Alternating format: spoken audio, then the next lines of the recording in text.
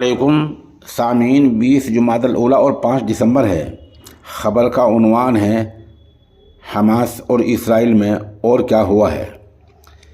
Hamas के तर्जुमान अबू उबैदा ने कहा है कि पिछले 24 घंटों में 48 यहूदी टैंक गाड़ियों को तबाह कर दिया गया है। उधर इसराइल का हमास की ज़ेर ज़मीन खुफिया सुरंगों को समंदर के पानी में डुबोने का मंसूबा है। मंसूबा यह है कि उनमें समंदर का पानी भरकर बिजली का करंट छोड़ दिया जाए। इसराइल का दावा है कि हमास ने पूरे इलाके में ज़मीन के नीचे सुरंगें बना रखी हैं।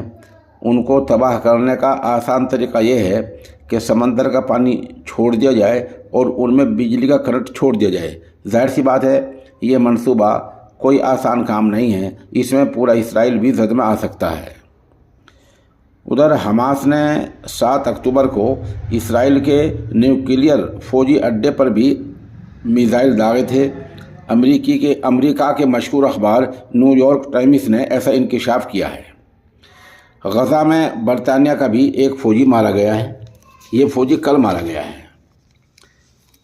इस तस्वीर में आप देखें, ये वो यहूदी ख़वातीन हैं जिनके रिश्तेदार गज़ा में मारे गए हैं। हमास ने यहूदी बच्चों के सर कलम नहीं किए हैं। इस बारे में इसराइल के वज़ीर-ए-आज़म नेतन्याहू ने पहले गुमराहकुन बयान दिया था और अमेरिका के सामने ये हल्फिया बयान दिया था कि गज़ा के जो हमास के लोग हैं उन्होंने इसराइली बच्चों के यहूदी बच्चों के सर कलम कर दिए हैं।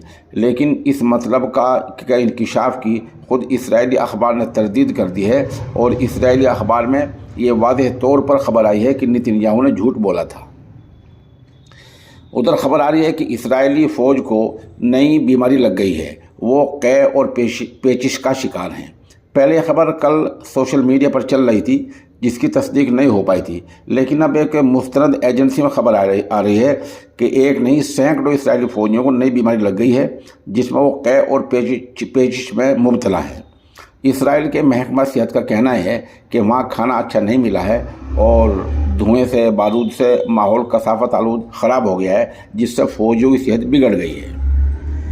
उधर ख़बर आ रही है कि इसराइली वज़ीर-ए-आज़म नेतन्याहू बदउनवानी में फंसते जा रहे हैं और वहाँ की मकामी अदालत ने 1-2 दिन के अंदर ही चार्जशीट पर बहस का इंदिया दिया है और इसराइल की अदालत में आज या कल नेतन्याहू के खिलाफ बहस होने वाली है।